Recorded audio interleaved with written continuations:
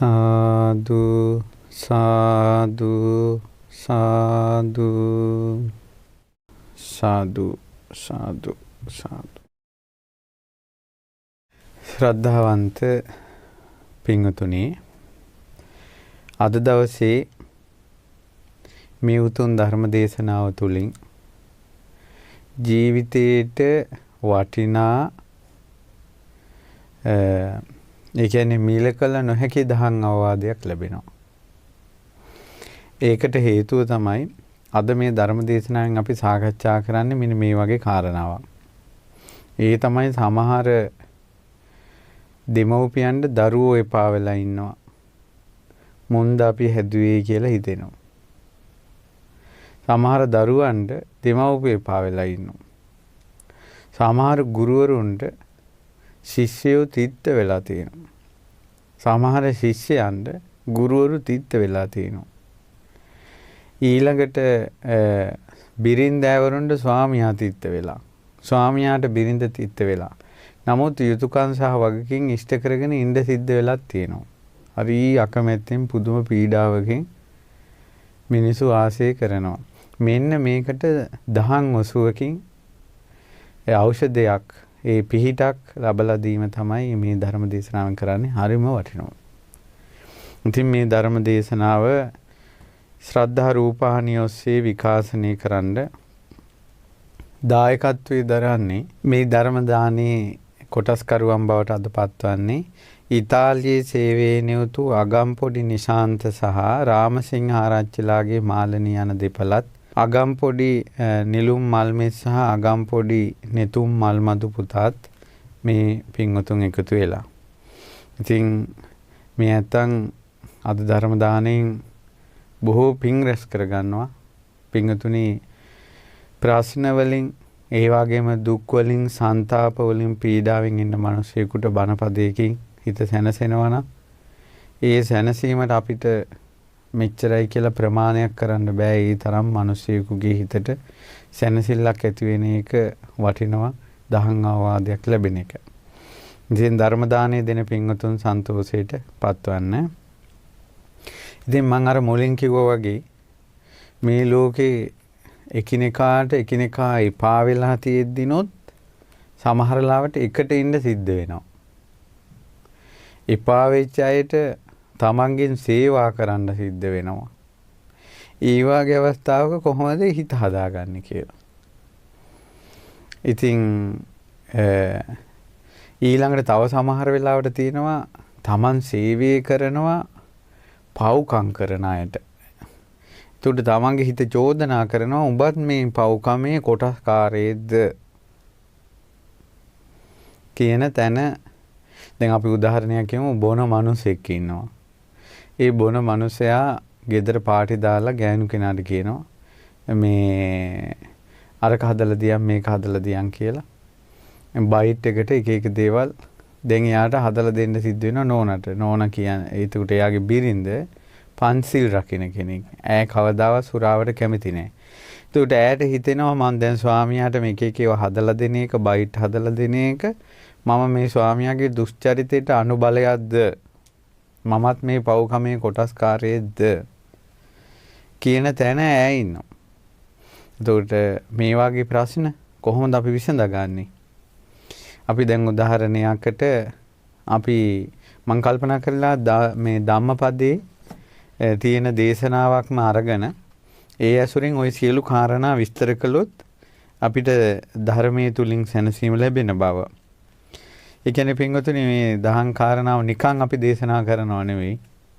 ඒ ධර්මයේ තුලින් අපිටත් පිහිටක් හිතට දැනෙන නිසා තමයි විස්තර කරන්නේ. උදාහරණයක් ගත්තොත් සමහර මේ බණහන මිනිසුන්ගේ සමහර කටයුතු වලදී බණහන මිනිසුන්ට බණ කියන එක අපිටත් තිත්ත වෙනවා. එපා වෙනවා. එතකොට ඒ වගේ වෙලාවන මේ ඖෂධය තමයි පොඩ්ඩක් පාවිච්චි කරන්නේ. අපේ හරි සැනසෙල්ලක් එනවා ඒ දහම් ඖෂධي බීපු ගමන්. නැත්නම් සාමාන්‍ය මිනිස්සු බණ ඇහුවට හැම කෙනාම සද්ධාවන්තත් නැහෙනේ. ඒ වගේම ජීවිතේ සනසා ගන්න බණ අහනවා කියලා ලෙකුන් නැහැ සමහර අය ඇද කුද හොයන්න. ඒ වගේ ගොඩාක් දේවල් තියෙනවා. ඊළඟට අපි කරුණාවෙන් මෛත්‍රියෙන් මිනිසුන්ට බණපදයක් කියන්නේ. ඊළඟ මිනිස්සු ඒක වරදවා ගන්නි. අපි මිනිස්යාගේ යහපතට අවවාද කරද්දී එයයි අපිත් එක්ක උරණ වෙනවා. ඉතින් ඒ වගේ සමහර කෙලෙහි ගුණ නැති අවස්ථා ඒවා දකින්නකොට සමහරලාට මේ මනුස්ස ලෝකේ තීත්ත වෙනවා අපිට. ඒක අපේ දෝෂයක්. නමුත් ඒ මේ දහං ඖෂධය ගත්ත ගමන්ම අර හිතේ සංතාපය නැති වෙනවා. ඉතින් මේක අත්දැකලා තමයි මට හිතුනේ මේ ධර්ම දේශනාව මිනිසුන්ටත් අහන්න නැත්නම් හොඳයි කියලා. මම හිතනවා මිනිසුන්ටත් මේ ප්‍රශ්නේ ඇති. ඒ තමයි අපි ඉස්සෙල්ලා කතාවකින් මේක තේරුම් අරන් ඔය හැම ප්‍රශ්නයක්ම අපි සාකච්ඡා කරමු. මම මේකට උදාහරණයක් විදිහට ගත්තා කුක්කුට මිත්ත වැද්දාගේ කතා වස්තුව. ධම්මපදයේ තියෙන පාප වර්ගයේ. සිටු කුමාරිකාව පින්වතුනි මේ සිටු කුමාරිකාව පුංචි කාලේ ඉඳලා මේ සිටු පවුලේ අය භාග්‍යවත් බුදුරජාණන් වහන්සේ සරණ ගිය අය. ධර්මයේ සරණ ගිය අය, සංඝයා සරණ ගිය අය. ඉතින් මේ අය මෙහෙම ඉද්දින් සිටු කුමාරිකාව දැන් තරුණියක් වුණා. තරුණියක් වුණාට පස්සේ අම්මලාට හිතුණා මෑ ටිකක් පරිස්සම් කරලා හදන්න ඕනේ. ඒ තරම් ලස්සනයි. ඒ නිසා මෙයා මන්දිරයේ උඩම තට්ටුවේ සේවිකාවෝ උපස්ථාන කරන විදිහට අර වැඩ කරන මිනිස්සුත් එක්කවත් මුහු වෙන්නේ නැති වෙන්න පරිස්සමෙන් හැදුවා කෙල්ල. සිටු කුමාරි දවසක් දැක්කා කැලෑවේ ඉඳලා නගරේ මස් විකුණන්ට කරත්තයක මුව මරලා මුව මස් පුරවාගෙන කරත්තයකින් එන වැඩි තරුණයෙක් දැක්කා. ওই වැඩි තරුණයා ප්‍රසිද්ධයි ඒ වෙළඳ පොලේ ඒ වැද්දට කියන්නේ කුක්කුට මිත්ත වැද්දා. ඊට පස්සේ දැන් මේ කුමාරිකාව මේ තරුණයා දැකලා අර උඩුමහන් තලේ ඉඳලා ඒ තරුණයාට හිත ගියානේ ප්‍රේමය ඇති වුණා දුටු ගම. සිටු කුමාරිට වැද්දා ගැන ප්‍රේමය ඇති වුණා.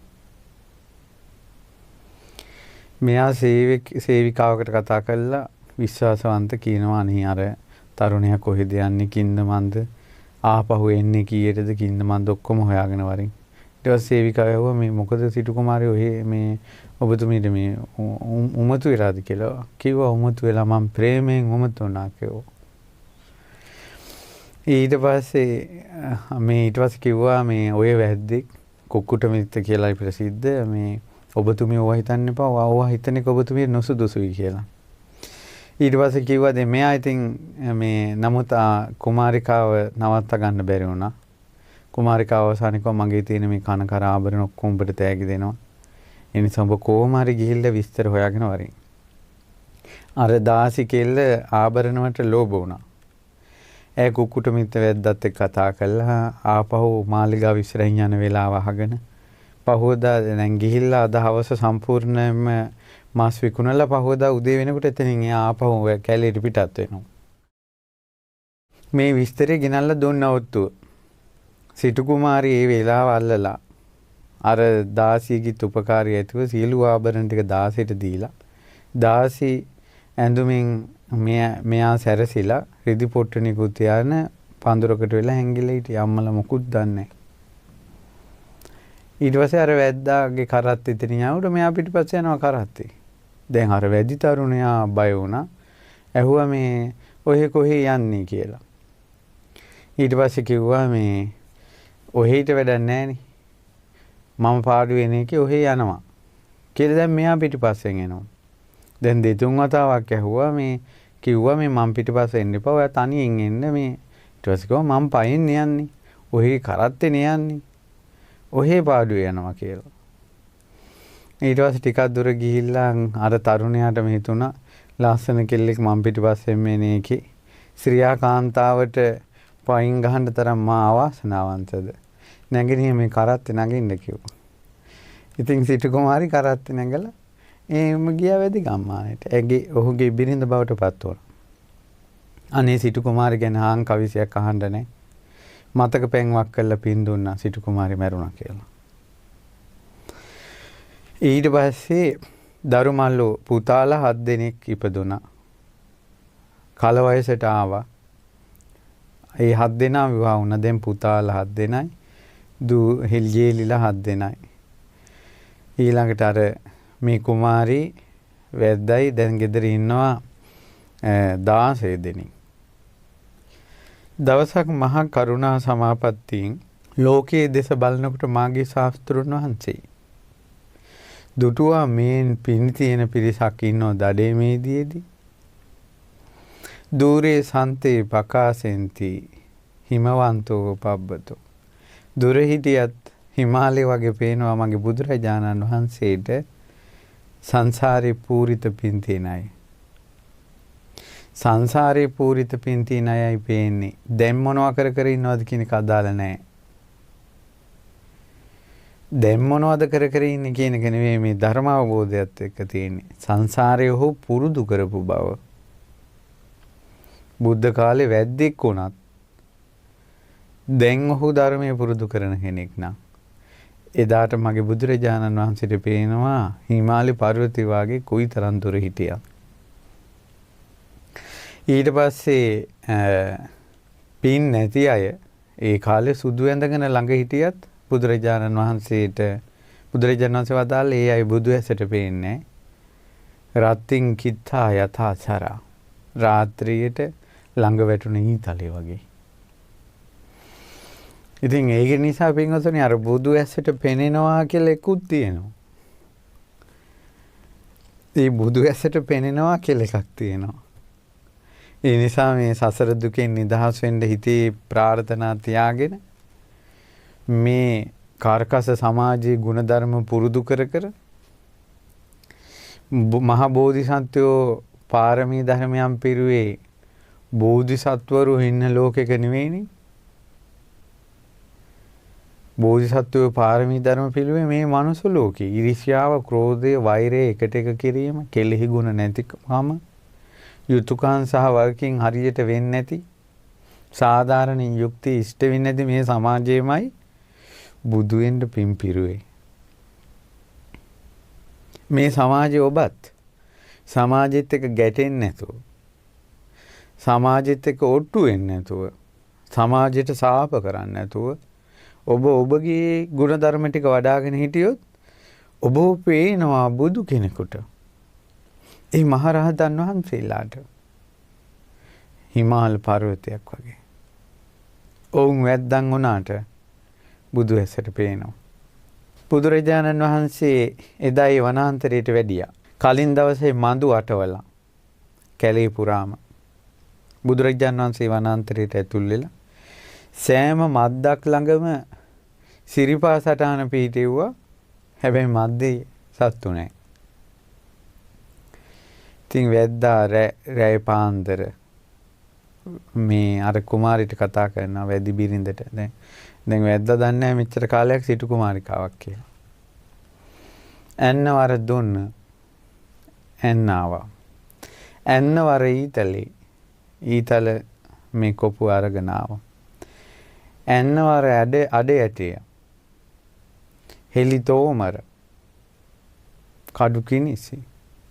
සියලු ආයුධ ඇය වැද්දාට දුන්නා. වැදි පසුම්බියත් අරගෙන වැද්දා වනයේට යනවා. මෙතුවක් කාලයකට වැද්දාගේ ජීවිතේ අටෝපෝ මද්දක් සත්තු හිර නොවී ඉන්නේ නැහැ. හැමදාම දඩයන් ලැබෙනවා. එදා එක මද්දකවත් නැහැ. හැබැයි හැම මද්දක් ළඟම පාසටහනක් තියෙනවා.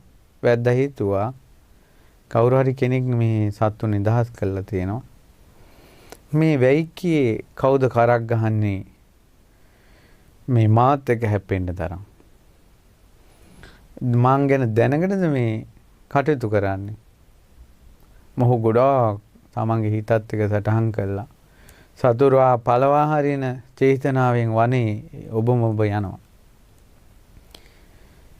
මහ විශාල සුවිසල් වෘක්ෂයක් මුල රන් කඳක් සීමාගේ ශාස්ත්‍රුන් වහන්සේ වැඩ සිටිනවා.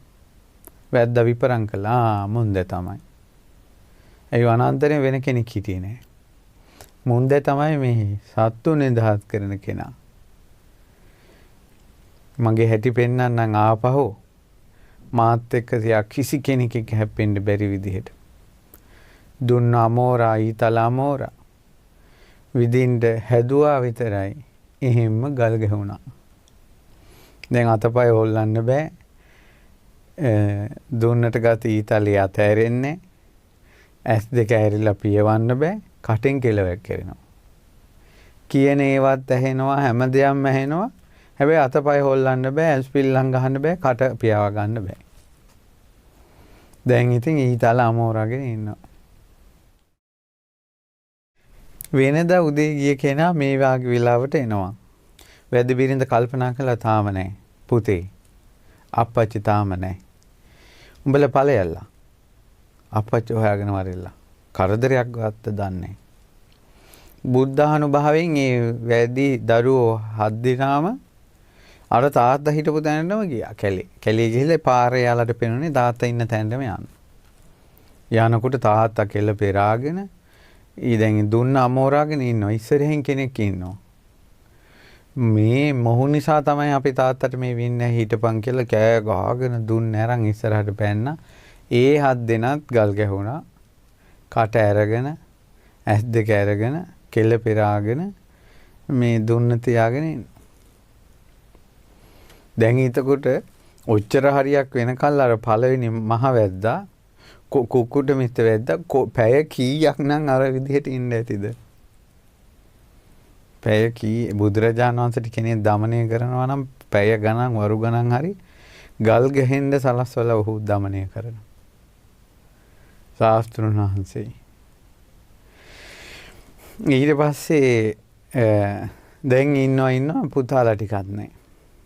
දැන් ඒ කැලේම මායමේනේ පැල්පත තියෙන්නේ. ඊලි වෙලුන්ට කතා කළා. දැන් හැන්දෑ වුණා. වරෙල්ල යන්න. අපගේ පවුලේ සියලු දෙනා දැන් ගියා තාක් නැහැ. අර කෙල්ලෝ 7 දෙනාත් ගෙන්නගෙන අර මේ වැදි බිරිඳ දැන් මහ වනයේට යනවා. යනකොට එයාලත් බුද්ධානුභාවයෙන් හැමතැනම මේ රස්තියා දුන්නේ නැතුන් කෙලින්ම එතෙන්නම ගියා. යනකොට අර 7 දෙනයි තාත්තයි ගල් ගැහිල්ල කෙල පෙරාගෙන ඉන්න ඊතල අමෝරාගෙන ඉස්සරහින් බුදුරජාණන් වහන්සේ වැඩ ඉන්නවා.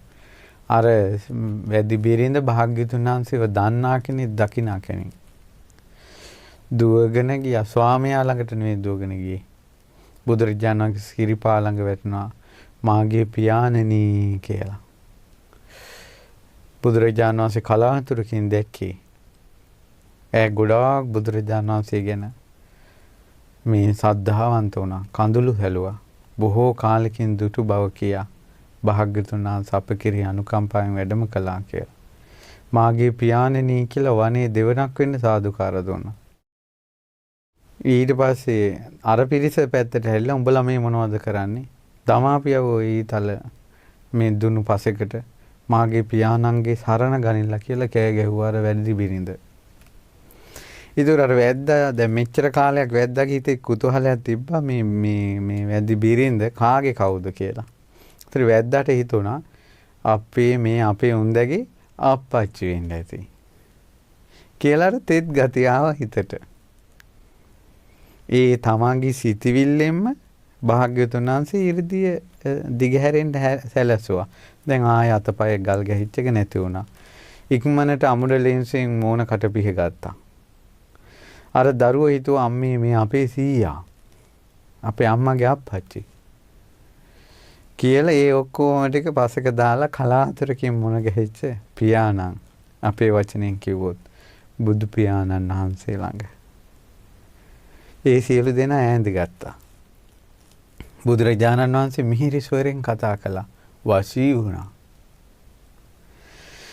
බුදුරජාණන් වහන්සේ අවසානයේ දේශූ ධර්මය අහලා කුක්කුට මිත්‍ර වැද්දත් පුතාලා 7 දෙනාත් දූවරු 7 දෙනාත් ඒ 15 දෙනාම ඒ මොහොතේ ඒ ආසනෙහිම සෝතාපන්න ඵලයටපත් වුණා. යං කිංචි සමුදය ධම්මං සබ්බන්තං නිරෝධ ධම්මං.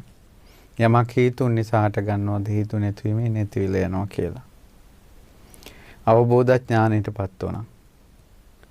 භාග්‍යතුන් වහන්සේ දහවස් කාලේ ආනන්ද ස්වාමීන් වහන්සේට විහෙරට වැඩම කරලා භාග්‍යතුන් වහන්සේ අද කොහෙද වැඩම කළේ? බුදුරජාණන් වහන්සේ කුක්කුට මිත්ත වැද්දාගේ විස්තරේ කියා හිටියා. ස්වාමිනී ඇත්තන්ට යහපතක් සැලසුණා නේද? කුක්කුට මිත්ත වැද්දත් දරුවන් පුතාලා 7 දෙනත් දූවරු 7 දෙනත් ජීවිත ආත්ම භාව 8කින් කෙලවර කරන විදිහට සතර අපායන් නිදහස් වූ බව බුදුරජාණන් වහන්සේ වදාළා. එතකොට ස්වාමීනි අර වැද්දි බිරිඳ පින්වත් ආනන්ද ඔය සිටු දියණිය සෝතාපන්න වුණේ අවුරුදු 7 දී. චූටි කාලෙමයි. ඉතින් ඈ කලින්ම මේ සතර අපායන් නිදහස් වුණා. ඊටගුරු දැන් අන්න කසුකුසුවක් ඇති වුණා. සෝවාන් වුණා. සෝවාන් වුණා නම් දැන් ඒක තමයි දැන් ඊළඟ තියෙන ප්‍රශ්නේ. සමහර ප්‍රශ්න ඉදිරියේ අනිත් අයට බුදුරජාණන් වහන්සේටත් වැඩි ඥානෙ හට ගන්නවා වගේ ස්වභාවයක් අද කාලෙත් තියෙනවනේ. ඒතකොට වැද්දෙක් වුණා සෝවාන් වුණා නම් ඇයි හොරෙන් පැනලා ගියේ? ඇයි වැද්දෙක් ළඟට ගියේ? ඒතකොට සෝතාපන්න වෙච්ච කෙනා නිත්‍ය පංචශීලයේ පිහිටෙනවා. එහෙනම් අර වැද්දට සියලු දඩයන් ආයුධ ගෙනත් දුන්නේ ඈ. ඒකට සෝවාන් වෙච්ච කෙනෙක් එහෙම ප්‍රාණඝාතයට අනුබල දෙයිද? මේ කතාව ඇති වුණා. අන්න ඒ මොහොතේ අපගේ ශාස්ත්‍රුන් වහන්සේ මෙන්න මේ ගාථාව දාලා බුදුරජාණන් වහන්සේ වදාලා පානිම්හිචේ වනෝ නාස හරෙය්‍ය පානිනා විසං. දැන් අතේ තුවාලයක් නැත්නම් අතෙන් වසවිස අරන් යන්න පුළුවන්.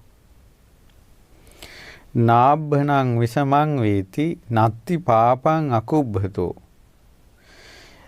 ආන්නේ වගේ තමයි චේතනාවක් නැතිකොට ඔහු තමන්ගේ අතින් පාපේ සිද්ධ වෙන්නේ නැහැ. ආන්නේ වගේ පින්වත් මහණෙනි මේ වැඩි බිරිඳ කවදාවත් මේ ඊතාලේ මේ දුන්න අරන් ගිහිල්ලා සතෙක් මරාපන්. සතෙක් මරන්නයි මම මේ ආයුධ දෙන්නේ කියන චේතනාව කවදාවත් ඇති වෙලා නැහැ. ඈට ඇතුනේ මං ස්වාමියාට සේවා කරනවා. ස්වාමියාට වත් කරනවා.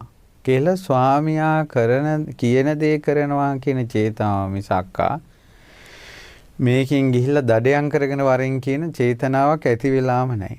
අතේ තුවාලයක් නැති නිසා වස ඇල්ලුවා කියලා ඇඟට යන්නේ. ඒ වගේ චේතනාවක් නැති කෙනා තුලින් පාපයක් සිද්ධ වෙන්නේ. චේතනාවයි කර්මය. ඉතින් ඒ නිසා මේ කුක්කුට මිත්ත වැද්දාගේ බිරිඳගේ අදහස ස්වාමියාට සේවා කරනවා. ඉතින් මේ වාගේ පිරිසක් කොහොමද මේකට එකතු වුනේ කියන කතාව ඇති වුණා.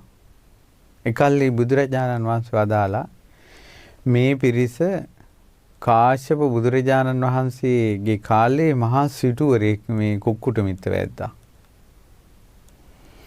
ඒ කාලේ රත්සිරියල් වලින් මැටි අනලා මේ ඊට පස්සේ ඒ ගඩොල් හදලා ඒ ගඩොල රත්තරන් තහඩුවකින් වැහුවා.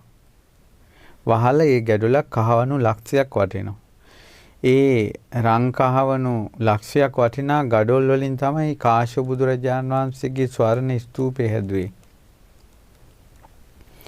ඉතින් මේ සිටුවරයා කහවණු කෝටියක් ධනය පරිත්‍යාග කළා සෑයට. ඒතර තව සිටුවරේ කහවණු කෝටියක් ත්‍යාගී කළා. එතන මේක මෙයාට පොඩ්ඩක් මදිකමක් වගේ හිතිලා මෙයා තව කෝටි 2ක් සෑයට පූජා කළා. අරයා කෝටි 4ක් පූජා කළා. නොදැනීම මේ දෙන්න අතර තරංගයක් ඇති වෙලා අරයා කහවණු කෝටි 40ක් පූජා කළා.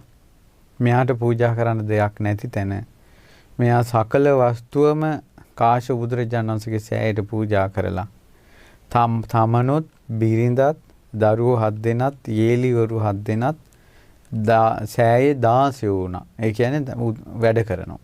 වැටුපක් ගන්න නැතුව සෑයේ වැඩ කරනවා. තමන්ගේ ගේ දොර ඉඩකඩම් ඔක්කොම සෑයට දීලා. මිනිසුන්ට පුදුම හිතුණා. මිනිස්සු ඒ අය වෙනුවෙන් වැඩ කරපු දවස් ගානට වැටුප් හදලා දීලා ඔයාලා නිදහසේ ඉන්න කියලා කිව්වා. ඒ වැටුපු සෑයට දීලා දිවි තිබෙනකල් ඒ අය මේ චෛත්‍යයට උපස්ථාන කර කර ඉඳලා බලන්න ස්තූප කරන එක ඉපින. ඒ මේ ගිහිල්ලා දෙව්ලොව ඉපදුනේ කාශ්‍යප බුදුරජාණන් වහන්සේගේ ශාසනය ඉඳලා අපේ බුද්ධ ශාසනය දක්වා මේ පොළොව ගව් 3ක් වැඩෙන කල්ම දෙවියන් අතර. සසරක හැටි බලන්න අවසානයේ වැද්දෝ වෙලා ඉපදුණා. ඒ සංසාරයේ දෙයට තමයි අරයා සෝවාන් වෙලා ඉඳිද්දිමුත් අර එකට කරපු කර්ම එකටයි විපාක දෙන්නේ.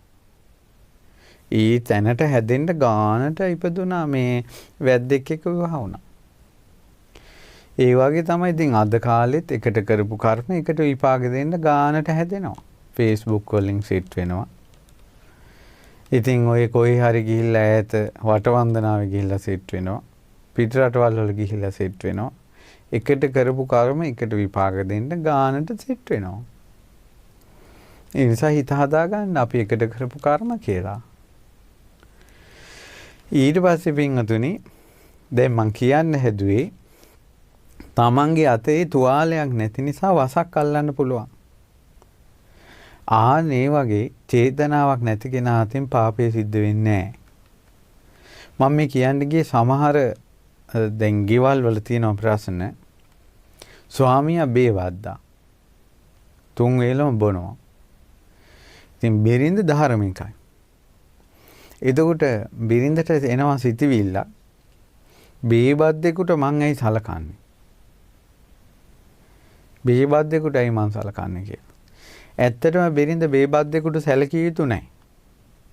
හැබැයි ස්වාමියාට සැලකිය යුතුයි. ඒ නිසා ඔබ උයන බත බේබද්දෙකුට නෙවෙයි. තමාගේ ස්වාමියා උදෙසා වේවා. හදන තේ එක බෙදලා කෑම එක මේසෙ තියෙන එක ඒක ස්වාමියාට කරනවත්. ඊට පස්සේ මම අර කිව්වේ ගෙදර කට්ටිය ඇවිල්ලා පාටි දානවා වළක්වන්න බෑ යාට. දැන් ඕනට තමයි කියන්නේ බයිට් එක හදලා ගේන්න කියලා. ඒකට තුවාල තියාගන්න එපා හිතේ. ඒකට හිතෙන් කල්පනා කරන්න තමන් බැඳපු මිනිසයාට කෑමක් ගිහින් දෙන එක පිනක්ද පවක්ද කියලා. තමන් බැඳපු මිනිසයාට කෑමක් ගිහිල්ලා දෙන එක පිනක්ද පවක්ද කියලා හිතෙන් හිතන්න. ඒතකොට ඒක පාපයක් නෙවෙයිනේ. කෑම ගිහිල්ලා දෙනවා. ඉතින් මේ විදිහට ස්වාමියාටවත් කරනවා බේබද්දෙකුට නෙවෙයි. තව සමහරලාට ඉන්නවා ස්වාමියා මේ සල්ලාලයි. එක එක ගෑනුත් එක ඉන්නවා. ඒතකොට බිරිඳට මෙයාව අප්පිරිය. ඒතකොට බතක් උයලා බත බෙදනකොටත් ඒක හදලා තේක ගෙනියනකොටත් ස්වාමියාගේ කෙරෙට්ටු ඔක්කොම හිතට ඇවිල්ලා මෙයාව පෑරෙනවා. තියාගන්න එපා ওই තුවාලේ. ඒ වෙලාවේ හිතන්න මම ස්වාමියාට වත් කරනවා. ඒ මිනිසයා කරන දේ ඒ මිනිසයාට. මං කරන දේ මට. මට මේ දහම් අර්ථය ගොඩක් ඉස්මතු වෙන්න හේතුවක් තමයි. දුරුතු පොයේ ධර්ම දේශනාව කරනකොට ඒ දේශනාවේ මහ විජිත රජුරෝ දන් දෙන වෙලාවේ පුරোহিত බ්‍රාහ්මණය උපදෙස් දෙන විදිහක් තියෙනවා. ඒකෙන් තමයි මේ අර්ථය ඉස්මතු වුනේ. පුරোহিত බමුණ කියනවා රජතුමනි ඔබ මහා දන්සලක් පවත්වද්දී ওই දන්සලට එනවා සත්තු මරණ අයත් එනවා සත්තු මරන්න නැති අයත් එනවා. හොරකම් කරන අයත් එනවා හොරකම් කරන්නේ නැති අය. වැරදි කාමසෙවිනේ දෙන අය එනවා එහෙම නැති අය එනවා. බොරු කියන මිනිසුත් එනවා බොරු කියන්නේ නැති මිනිසුත් එනවා. එතකොට රජතුමනි ඔය වගේ දස අකුසල් කරන මිනිස්සු දස අකුසල් නොකරන මිනිස්සු දන්සලට එද්දී ඔබ චේතනාව පහළ කරගන්න යමෙක් සත්තු මරන්නේ නැද්ද ඒ අය උදෙසා දානය වේවා. සත්තු මරණ එක්කෙනා දන්සලට ආවොත් සත්තු මරණ එක්කෙනෙක් දන්සලට ආවා කියලා දන් දෙන කෙනාට සත්තු මරීමට අයිති නැහැ. සත්තු මරණ එක්කෙනා ඒක අරගෙනයි. Taman දන් දුන්නා කියන එක Taman අරගෙනයි. හොරකම් කරන මිනිහෙක් දන්හලට ආවට පස්සේ ඒ මිනිහයාට කෑම වේලක් දෙන මිනිහා හොරකමට අයිති නැහැ. අර මිනිහයා ඒ හොරකම අරගෙනයි. Taman දන් දුන්නේ කරගෙන යනවා. වනචර සල්ලාල මිනිස්සෙක් කෙනා දන්හලට. ඒතකොට Taman ඒ මිනිහයාට කෑම වේලක් වතුර පොදක් දුන්නා කියලා Taman ඒ වනචර කමට අයිති නැහැ. Taman දුන්න දානේ Taman අරගෙන යනවා. ඔහුගේ කර්මය ඔහු අරන් යනවා. ඒ වගේ සල්ලාල මිනිසෙකුට බත් ටිකක් දුන්නා කියලා. ඒ සල්ලාලකමට බිරිඳ පලි නැහැ. ඈ ස්වාමියාට වත්පිළිවෙත් කිරීමේ පින අරගෙන යනවා. ඒ වගේ අහිංසක කෙල්ලෙකුට වංචා කිරීමේ පාපය මිනිහා අරන් යනවා. තමන්ගේ මිනිස්සයා නරක කෙනෙක් නම් තමන්ව රිද්දන කෙනෙක් නම් ඔගේ බිරිඳ ඇවරු ගොඩාක් ධාර්මික වෙන්න. ඒතකොට ඈගේ පින්බලෙන් අර ස්වාමියා ගොඩක් ඈතට යනවා සංසාරෙම ඈගෙන්. ආයේ ඒ වගේ මිනිස්සු හම්බ වෙන්නේ නැහැ. හැබැයි තකට තකේ හිටියොත් උඹ එහෙමනම් මාත් මෙහෙමයි කියලා එයා විස අල්ලන්නේ අතේ තුවාල තියාගෙන තමාටත් විස ගහනවා. තමාටත් විස ගහනවා. බිරින්දෑවරු සම්බන්ධයෙන්ුත් එහෙමයි.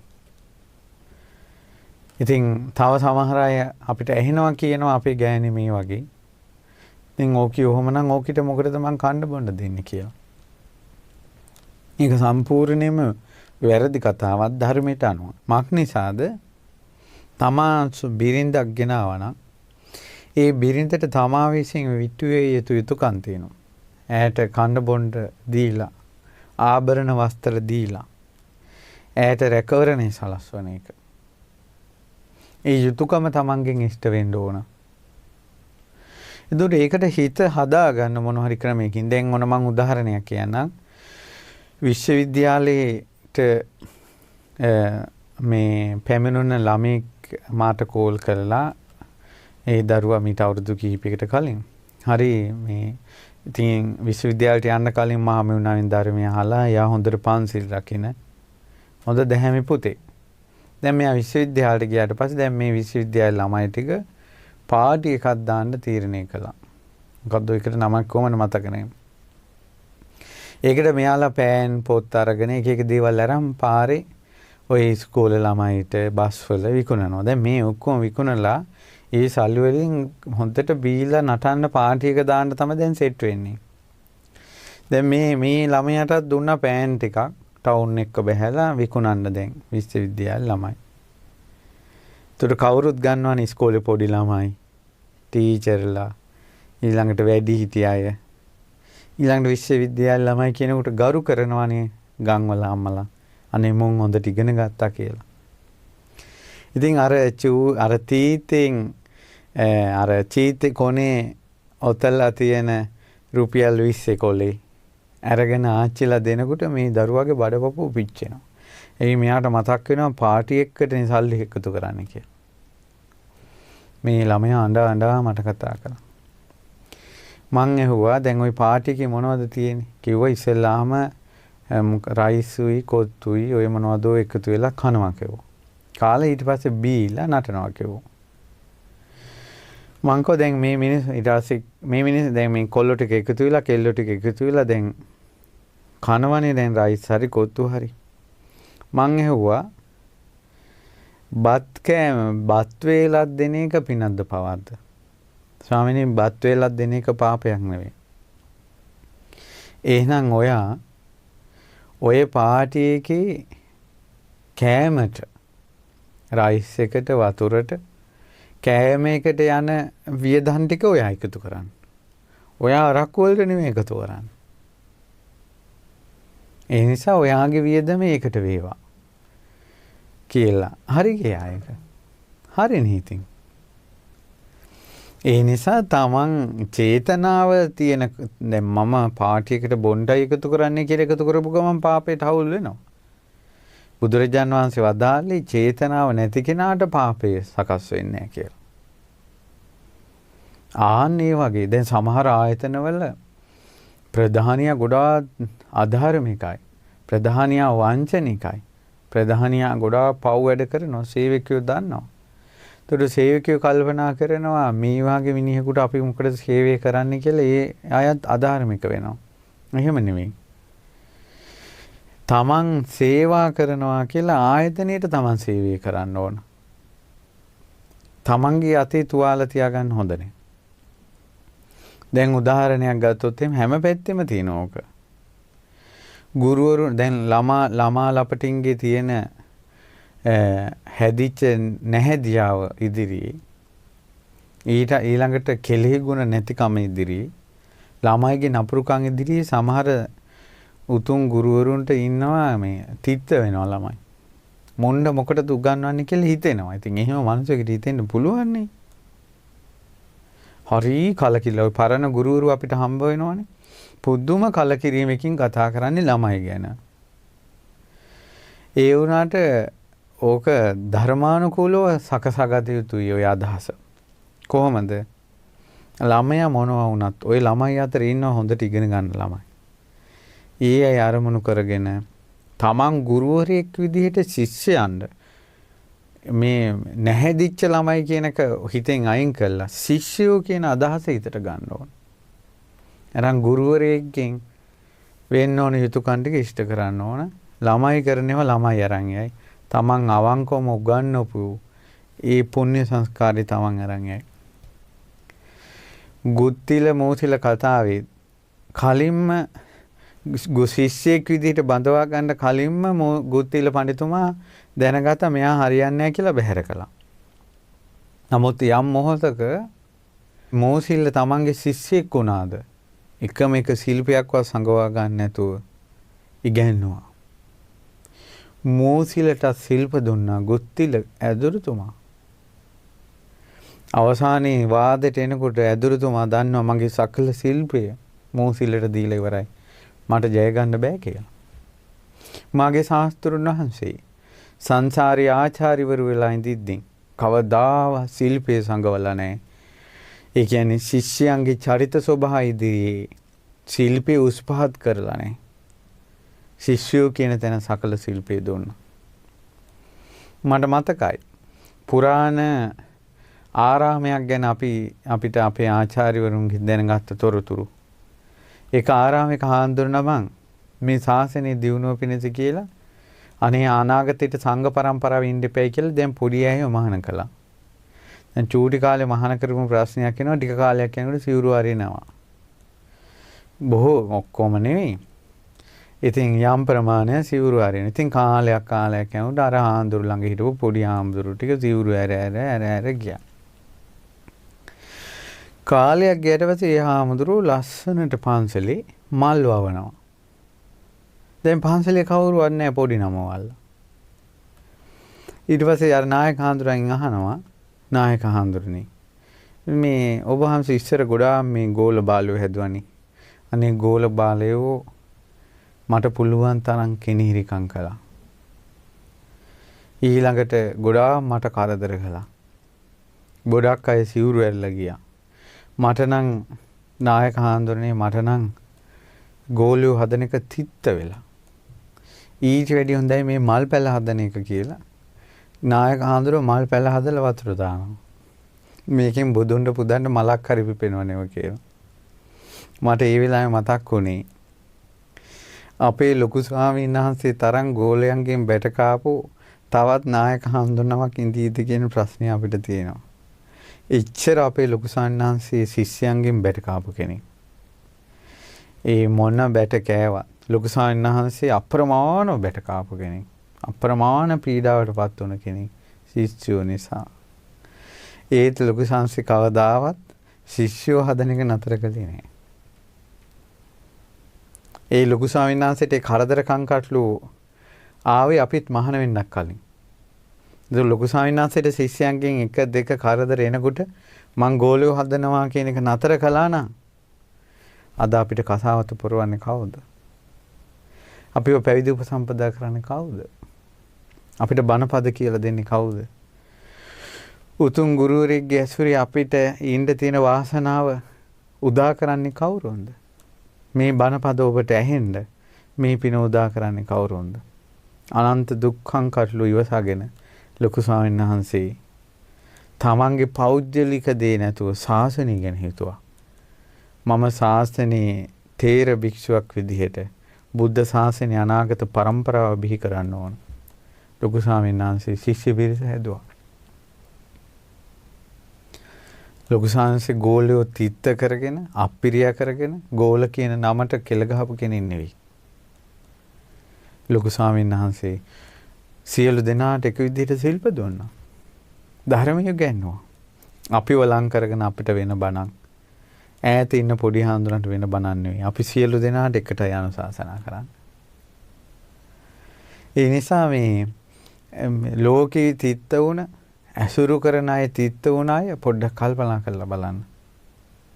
යාළුවෝ අතර ඉන්නකොට යාළුවන්ගේ නොපනත්කම් ඉදිරියේ මුන් එක්කද අපි ඉන්නේ කියලා තිත්තයි අප්පිරියයි.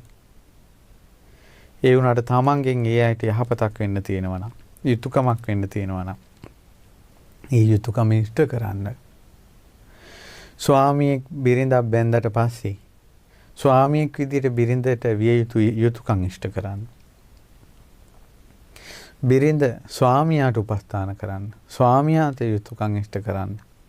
බේබද්දෙකුටවත් සල්ලාලෙකුටවත් නපුරු මිනිසෙකුක් කියන චේතනාව ගන්න නැතුව. සමහර අම්මලා තාත්තලාට දරුවෝ තිත්ත වෙලා මොන් හැදුවට වැඩිය හොඳයි කෙහිල් ගහක් හැදුවා නම් පොල් පැලයක් එන්දෙව්වා නම් කියලා හිතෙනවා. ඒ වුණාට එහෙම නෙමෙයි. ඒ බීගෙන එන දරුවාටත් අම්මලා බත් ටික උයලා තියෙනවා. දවසක් එක්තරා අම්මා කෙනෙක් ගමක වී සේරුවක් මේ අවුවේ වියලින්ට දාලා තිබ්බා. පුතා සූදු කෙල්ලනවා.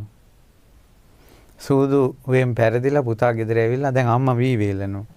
අම්මට කිව්වා කීයක් හරි දෙයක්. ඊට අම්මා කොහින්ද බං? සන්තකේට තියෙන මේ වී සේරුව විතරයි බඩපොපුව පිච්චිලා මේක වේලන්නේ මේක කී දොහක් කණ්ඩද මෙච්චරයි තියෙන්නේ. තෝගේ වී සේරුව කියලා පයින් ගැහුවානේ අම්මට අර වී සේරුවෙම වැටෙන්න. ඊට පස්සේ මේ මිනිස්සයා ඒ පාර ඉස්සරහින් වාහනයක් ආවා වාහනේ නැගිලා ගියා. ඊට පස්සේ මේක වාහන නැගලා යනකොට දැන් ෆුට් බෝඩ් එකේ ඉස්සර දොර ළඟ දැන් යන්නේ කකුල් දෙකේම ඉස්සරහ හැට දාගෙන. ඊට පස්සේ යාර පාරේ අරහෙන් වාහනයක් යනකොට බස් එක වේගින් යද්දී පාරේ අයිනෙන් ගත්තා. ගන්නකොටම ලයිට් කනවා තිබ්බා අම්මට ගහපු කකුලම කැඩුනා. දැන් ඉස්පිරිතාලේ ආරංචි වුණා. අර අම්මා අර වී සේරුවෙන්ම වී මෙහා වී කොටලා හාල් ටික අරන් ඒකෙන්ම කැඳ හදාගෙන හැන්දෑවට පුතා බලන්න යනවා. මව් ගුණේ දෙවියෝ සාදුකාර දෙන මව් ගුණේ. ඒ නිසා දෙවියන් සාදුකාර දෙන මව් ගුණය, පීතෘ ගුණය, ආචාර්ය ගුණය, මිත්‍ර ධර්මය යම්කිසි කෙනෙකුට පුරුදු කරගන්න පුළුවන් වුණොත්, පතිවෘතාව පුරුදු කරගන්න පුළුවන් වුණොත් මේ දැන් විඳින දුක් ටික ඔය පිනෙන් ගෙවනවාමයි. ඔය පිනෙන් ගෙවෙනවාමයි. මේ ලෝකෙට සාප කරන්න එපා. අපේ බුදුනොත් සම්බුදු වෙන්න පෙරම් පිරුවේ මේ ලෝකෙමයි. මේ මිනිසුන් එක්කමයි. තමන්ට විරුද්ධව නැගී හිටපු මේ රටෙන් පිටුවහල් කරන්න ඇතා දන් දුන්නාට කියලා වෙස්සන්ත රජුරෝ පළවා හැරියේ තමන්ගෙන් අවුරුදු ගාණක් දන් කාපු මිනිස්සුමයි. ඒ මිනිස්සුම එකතු වෙලා උද්ඝෝෂණය කළා රජා පන්නන්න හදනකොට මහරජතුමාගෙන් සඳ මහ රජුරුවන්ගෙන් අවසර අරගෙන සෑම දෙයකින්ම 100 ගානේ 700ක් දාන වස්තුන්ගෙන් දන් දුන්නා වෙස්සන්තර රජුරෝ. ඒ අයටම ආපහු කරත්තේ නැගලත් මන්දී බිසවට කියනවා මන්දී පිටිපස්ස බලන්න කවුරුත් ධනක් ඉල්ලගෙන ආවොත් අපි දෙමු කියලා කරත්තේ පවා දුන්නා. එහෙව් දන් දීලා සම්මා සම්බුදු වුණා. එච්චර දේවල් එච්චර හරියක් අපිට කරගන්න බැරි වුණත් අපි එකට ඉන්න අයගේ එපා වීම තිත්ත වීම හරි හිතෙන් අයින් කරගත්තොත් කෙලෙහි ගුණ නැති ඥාතීන් ඉන්නවා, මිත්‍රයෝ ඉන්නවා. කෙලෙහි ගුණ තියෙන එක නැති එක උන්ට අයිති එකක්. ඥාතකානන්ත සංඝහෝ කියන එක අපිට අයිති එකක්. අපි කොච්චර කියනවද උන්ට කෙලෙහි ගුණ නැහැ. උන්ට සලකලා මොකටද? කෙලෙහි ගුණ කියන එක උන්ට අයිති එකක්. අපි අපේ ගුණ ධර්ම අපේ ඥාතකානංච සංඝහෝ කියන එක අපිට අයිති එකක්. මාතා පිතු උපට්ඨානං කියන එක අපිට අයිති දෙයක්. සමහරලාට අම්මලා, සමහරලා තාත්තලා සෑහීමකටපත් වෙන්නේ නැහැ. සමහරට ඒත් නරක ඇත්තෝ දරුවන්ට එපා වෙලා, තිත්ත වෙලා මෙහෙමත් දෙමව්පියෝ මුන්ට සලකනවාද කියලා හිතෙනවා. මුන් කරන වැඩත් එක්ක. එහෙම හිතලා ඉතින් මේ මොනවා හරි කළත් එයාගේ අත තුවාල කරගෙන එයා ඉන්නේ චේතනාවෙන්. දැන් එයාට විස වදිනවා. එහෙම නෙවෙයි අත තුවාල කරගන්න එපා. මේ අම්මා කියන අදහසෙන් උපස්ථාන කළ යුතුයි. මේ තාත්තා කියන අදහසෙන් උපස්ථාන කළ යුතුයි. එයාලගේ චරිතය අපි ගන්නෙ නැතුව. ඔය හැම තැනකම ওই විදිහ තමයි. තම තමන් මොහොන දීලා තියෙන ගැටලු ප්‍රශ්න ඉදිරියේ මේ න්‍යාය භාවිතා කරන්න. මේ න්‍යාය තේරුම් ගන්න. තේරුම් අරන් තමන් සේවා කරනවා. තමන් සේවා කිරීමේ, වත් කිරීමේ, තමන්ගේ කටයුතු හරියට කිරීමේ විපාක තියනවා කියන එක හිතන එක තමයි සම්මා දිට්ඨිය. පින්වතුනි ඔය වාගේ චේතනා සංකල්ප තියෙන අයට නිවන වැඩි ඈතක නැහැ. නිවන වැඩි ඈතක නැහැ. තමන්ගේ ගුණධර්ම පුරුදු කරගන්න අනිත් අයගේ චරිත හොයවෙ ඉන්න එපා. වැඩක් නැහැ. හාමුදුරුවන්ටත් එහෙමයි. සමහර අය හිතන ඔවුන්ට සලකලා හරියයිද? එහෙම නෙවෙයි සංඝයා කියන අදහස අපේ හිතට ආවනම් හරිනේ. දායකෙක් විසින් සංඝයාට කළ යුතු වත්පිළිවෙත් තමයි දානය, චීවර, පිණ්ඩපාත, සේනාසන, ගිලම්පස. සිව්පසෙන් උපස්ථාන කරන එක තමයි දායකයාගේ කෘත්‍යය. මහාන වෙච්ච කෙනා බණ භාවනා කරලා සසර දුකින් නිදහස් වෙන්න උත්සාහ කරනවා වගේ වෙහෙසක් ගන්න කිව්වා උපාසක උපාසිකාවන්ට සංඝයා විශේෂෙහි සිව්පසෙන් උපස්ථාන කිරීමට. එතකොට මම සංඝයාට බඩගින්න ඉන්න දෙන්නේ දන් දෙනවා.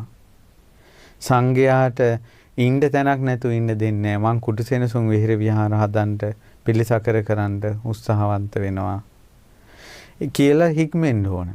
සංඝයාට බෙහෙත් හේත් ගන්න මං උපකාර කරනවා. මේ මම මහන්සි වෙනවා කියලා හික්මෙන්න ඕන. ඊළඟට සිවුරු පිරිකර පූජා කරන්න ඕනේ කියලා සිව්පසෙන් අප උපස්ථාන කරන්න ඕන. උන්ට කරලා මොකටද අද කාලේ මේ සිවුරු දාගෙන අර උද්ඝෝෂණය මේ උද්ඝෝෂණය කිය. එහෙම මේ සංඝයා තලාපෙලා කතා කරලා අතේ තුවාල තියාගන්න එපා පින්වත්නි. අපරාධ මේ බුද්ධ ශාසනය අයිමි වෙයි. මේ අවසාන කාලේ. මේ තමයි අවසාන යුගයේ තව ටික කාලයයි. වසර 50ක්වත් නැහැ පින්වතුනි තව. චූටි කාලේ. චූටි කාලය. ඒ චූටි කාලෙත් එක එක්කෙනාගේ චරිත ස්වභාව හොයලා මේ අපරාධී බුදු වෙන්න පිරුම් පුරන මගේ බෝධිසත්වයෝ සංසාරේ වේලාම කියලා බ්‍රාහ්මණෙක් වෙලා සකල වස්තුව දන් දෙන්න කෝටි සංඛ්‍යාත පිරිසක් ජනී ජනියා රැස් කරලා යොදුන් 12ක් පමණ දන්හලක් පිහිටෙව්වා. කිලෝමීටර් 120යි දන්හලේ දිග. සත්‍යක්‍රියා කළා මේ ඉන්න ජනී ජනයා අතර මන් දානයක් දුන්නට පස්සේ ඒ දානේ පින වැඩි කරන ගුණවතෙක් ඉන්නවද කියලා. එකම එක ගුණවතෙක්වත් මුළු ජම්බුද්දීපෙම හිටියේ නැහැ. එහෙම දැනගෙනත් දන් දුන්නා. එහෙම දැනගෙනත් දන් දුන්නා. ඉතින් ඒ නිසා පින්වතුනි මේ අර අපි අර එක එක්කෙනාගේ චරිත හොයලා මෙයා මෙහෙමයි කියලා. ඒක gedara ඉඳලම අම්මගේ තාත්තගේ පටන් දෙමව්පියන්ගේ වැරදි හොයන, දරුවන්ගේ වැරදි හොයන, ඊළඟ ස්වාමියාගේ වැරදි හොයන, බිරිඳගේ වැරදි හොයන තැන ඉඳලා පවා. සංඝයා දක්වත් මේ ලෝකෙත් එක්ක. සමහර මිනිස්සු පිටරට ගියාම අපිට මුණ ගැහෙනවා ලංකාවට සාප කරනවා. අප්පෝ ලංකාවේ මිනිස්සු කියලා. මාතෘ භූමිය කියලා හිතෙන්නේ නැහනේ. සිටිවිල්ලක් ගත්තා නම් මං උපන් රට කියලා. උපන් රටට ගරහන්න හොඳ නැහැ කියලා හරියට අම්මගේ බඩට ගරහනවා වගේ. උපන් රටට ගරහන්න හොඳ නැහැ. ඉතින් බුදුරජාණන් වහන්සේ ශාසනය රැකෙන ධාතු පිහිටන රට විදියට දැක්කේ මේ මුතු ඇටය. ඒකට ගරහන්න හොඳ නැහැ. ඉතින් අපි කොතෙකුත් දන්නවනේ. අපි දැන් පිටරට වලට ගිහිල්ලා මිනිසුත් එක්ක කතා බහ කරලා ධර්ම දේශනා කළා අපිට ඇහෙනවනේ ඕවා. කොරෝනා කාලේ පණ බය මේකට පනින්න හැදුවා. ඒ කාලේ බැනපු අය. ලංකාවට එන්න හදනවා. මුල් කාලේ කොරෝනා මුල් කාලේ. දැන් ඒ කාලේ බැන හිටිය අමතක වෙලා. ඒ නිසා මේ ලංකාව නැමැති මහා ධාතුපය ලංකාව නැමැති ධාතු කරඬුව ලංකාව නැමැති මහා බෝධි මණ්ඩපේ ඔය කොතනක හරි තමන් ඉපදුනා නම් මේ ලංකාව ගැන දන්නවනම් මේ ලංකාවට සිංහල ජාතියට ගරහන්න බනින්න එපා. මේ ලංකාවට සිංහල ජාතියට තමන්ගේ මාතෘ භූමිය මාතෘ භාෂාව කියන ගෞරවය හිතේ හදාගන්න. ජාතියකට උනක් ගරහන්න හොඳ නෑ පින්වත්නි. මිනිසුන්ගේ වැරදි අඩුපාඩු තියෙනවා. නැතුව නෙවෙයි ඕන තරම්. තික්ත වෙන, එපා වෙන, අප්පිරියා වෙන ඕන තරම් දේවල් තියෙනවා. නමුත් අපිට මොකටද ඒවා? අපේ චරිතය අපි හදාගන්න අපි පාඩුවේ හිටියම ප්‍රමාණවත් නැද්ද? ওই ලෝකෙට ගහන මිනිස්සු තමන්ගේ චරිතය හදාගෙනද ඔය? තමන්ගේ ගුණවත්කම් හදාගෙනද? ගුණවත්කම් හොඳට හැදුනා නම් අනිත් අයට ගරහයිද? ඒ නිසා මඩේම තමයි නෙළුම් පිපෙන්නේ පින්වත්නි. මඩේම තමයි නෙළුම් පිපෙන්නේ. ඒ නිසා මේ මඩ ගොහරුවේ ඉඳලා ගුණධර්ම පෝෂණය කරගෙන මේ බුද්ධ ශාසනයේ ධර්මයට සුදුසෙක් වෙන්න. ධර්මයට සුදුසෙක් වෙන්න. ඉතින් ඊට පස්සේ බුදුරජාණන් වහන්සේට මේ ධර්මයේ ඉදිරියේ ඔහුව පේනවා ධර්මයට සුදුසෙක්. හරියට හිමවන්ත, ඒ කියන්නේ හිමාලේ පර්වතය වගේ. Taman ධර්මයට සුදුසෙක් නොවුනොත් බුදු කෙනෙක් ළඟ හිටියත් රාත්‍රින් කිත්තා යථාසාරා රාත්‍රියට ළඟට වැටුණි මේ ඊතලයක් වගේ හොයාගන්න බෑ. ඉතින් ඒ නිසා පින්වතුනි දැන් මේකෙන් තේරුම් අරන් තමන් යාළුවෝ ඊළඟ ගුරුවරු ශිෂ්‍යයෝ ස්වාමියා බිරිඳ දෙමව්පියෝ දරුවෝ යාළු මිත්‍රාදී සේවක සේවිකාවන් තමන්ගේ ආයතනයේ වැඩ කරන තමන්ට කරන්න ඕන වැඩේ තමන් හරියට කරන්න. තමන්ගේ සේවයක් කියලා හිතන්න පාපෙට කරගහන්න එපා. ඒකට පාපේට සපෝට් එකක් විදියට නෙමෙයි කරන්නේ. හරියට අර කුක්කුට මිත්ත වැද්දාගේ බිරිඳ අවුරුදු 20 ගාණක් දුන්න දීලා තියෙන කවදාවත් මේකෙන් සතෙක් මරාගෙන වරෙන් කියලා නෙවෙයි. දුන්න අරන් වර ඊතලේ අරන් වර කියලා ස්වාමියා කියපු බහ ස්වාමියාට සේවා කිරින් විදියට කළා තියෙන්නේ. අර කුක්කුට මිත්ත වැද්දා කරපු එක පාපයකටවත් බිරිඳ හවුලුන්නේ නැහැ. බුදුම වීම වදාලා චේතනාවක් නැති කෙනාට පාපේ රඳින්නේ නැහැ කියලා. බුදුම වීම වදාලා අතේ තුවාල නැතුව වසවිස ගෙනියන්න පුළුවන් එකට වදින්නේ නැහැ කියලා. ඉතින් ඒ නිසා ඔබත් තුවාල තියාගන්න එපා. එක එක්කෙනාගේ අගුණ චරිත ගැන හිතා ඕක මෙහෙමයි මේක මෙහෙමයි කියලා ඇඟවල් තුවාල කරගන්න එපා. හිත පාර ගන්න එපා. ගුණ ධර්මයෙන් සුවපත් කරගන්න. එතකොට හිත ගුණධර්මයෙන් සුවපත් වෙලා නම් හිත ගුණධර්මයේ නැමැති ඖෂධ අරන් සුවපත් වෙලා නම් වාස විස තියෙන ලෝකයක කෙලෙස් විස තියෙන ලෝකේ තුවාල නැතුව ඉන්න පුළුවන්. පැහැදිලි නේද? නැත්තම් ඉතින් කැත්තට පොල්ල වගේ උඹලත් එහෙමනම් අපිත් මෙහෙමයි තකට තකේ එහෙම ඉඳලා මේ සංසාරෙන් නම් ගැලවෙන්න වෙන්නේ. ඒතර ඔයාලට මේක හිතනකොට නිකමට හිතෙයි මේ කියන විදිහ ලේසි නෑනේ. ඔහොම හිතන්න පුළුවන් නම් හරිනේ කියලා. හරි. එහෙම හිතන්න අමාරුයි තමයි. හේතුව මේ සංසාරේ පහලට ගලාගෙන යන්නේ අනුසෝතගාමී. ඒතට තකට තකේ කැත්තට පොල්ල ඉන්න එක තමයි මේ යන සමාජයේ.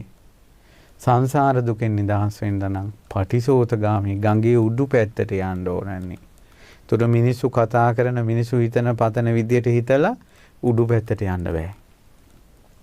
මේ චේතනාව ගොඩාක් අනිත් පැත්තට හරවා ගන්න ඕන මේ සංසාර දුකෙන් නිදහස් වෙන්න නම්. ඉතින් ඒ නිසා අපිත් වැටෙන වලවල් තියෙනවා. ඒ වලවල් වලින් ගොඩ එනකොට අල්ලා ගන්න පිහිට ඔබටත් ලැබේවා කියන පිහිටක් තමයි අද මේ දහම් අවවාදයෙන් දුන්නේ. ඉතින් ඒ නිසා අපි කාටත් මේ විෂම ලෝකයේ තේරුම් අරන් ගුණධර්ම පුරුදු කරගන්නට අපි කාටත් වාසනාව ලැබේවා කියන චේතනාව ප්‍රාර්ථනාව ආශිර්වාදේ මේ මොහොතේ අපි සිද්ධ කරනවා. ඉතින් පින්වතුනි ඉතාලියේ සේවයේ නියුතු පින්වතුන් පිරිසක් අද මේ පින්කමට දායකත්වයේ දරුවේ. ඉතින් සියලුම පින් කැමති සියලු දෙවියෝ අනුමෝදන් වෙත්වා. දෙවියන්ගේ දිව්‍ය ආශිර්වාද වඩා වර්ධනය වෙත්වා. මේ පින්වතුන් දැහැමින් රැකගනිත්වා කියලා දෙවියන්ට පින් දෙනවා.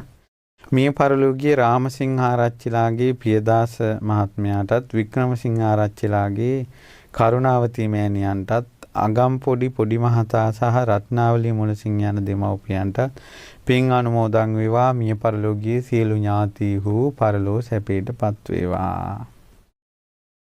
ඒ වගේම පරම පූජනීය ගුරු දේවෝත්තම පින්වත් ලොකු ස්වාමීන් වහන්සේට මේ පින් අනුමෝදන් වේවා. ලොකු ස්වාමීන් වහන්සේ මේ පින් බලෙන් නිදුක් වේවා, නිරෝගී වේවා, සුවපත් වේවා, දිගාසිරි සම්පත් ලබත්වා. පින්වත් ලොකු ස්වාමීන් වහන්සේ ඇතුළු ගරුතර මහා සංඝ රත්නයත් අනගාരികා මෑණිවරුන්ටත් පැවිදි අපේක්ෂක දූපතුන්ටත් මේ පින් බලෙන් ධර්ම අවබෝධයම සැලසේවා. ඉතාලියේ සේවයේ නියුතු අගම්පොඩි නිශාන්ත මහත්මයාටත් රාමසිංහ ආරච්චිලාගේ මාලිනී මහත්මියටත් අගම්පොඩි නිලුම් මල්මිත් සහ අගම්පොඩි නිතුම් මල්මදු පුතාලාටත් මේ පින් අනුමෝදන් වේවා. නිදුක් වේවා, නිරෝගී වේවා. ඉගෙන කියා ගන්න දරුවන්ගේ අධ්‍යාපන කටයුතු සාර්ථක වේවා. පවුලේ සියලු දෙනාට ශාසනීය පීඨ ලැබේවා. ගුණධර්ම දියුණු පවුණු කර ගන්න ලැබේවා. මේ කොරෝනා වසංගතයේ දුරින්ම දුරු වේවා. රෝගී වූ අය සුවපත් වේවා. මව් දෙමව්පිය ඥාති බන්දු මිත්‍රාදීන්ටත් අපි කාටත් මේ ලෝකේ තේරුම් අරන් ගුණධර්ම දියුණු කරගෙන සසර දුකෙන් නිදහස් වීමේ සිටිවිල්ලෙන් පින් කුසල් පුරවාගෙන වාසය කරන්නටත් ගෞතම සසුනී පීඨ පිළිසරණ ලබන්නටත් මේ පින් හේතු වාසනාම වේවා. තිරුවන් සරණයි. නමෝ බුද්ධාය.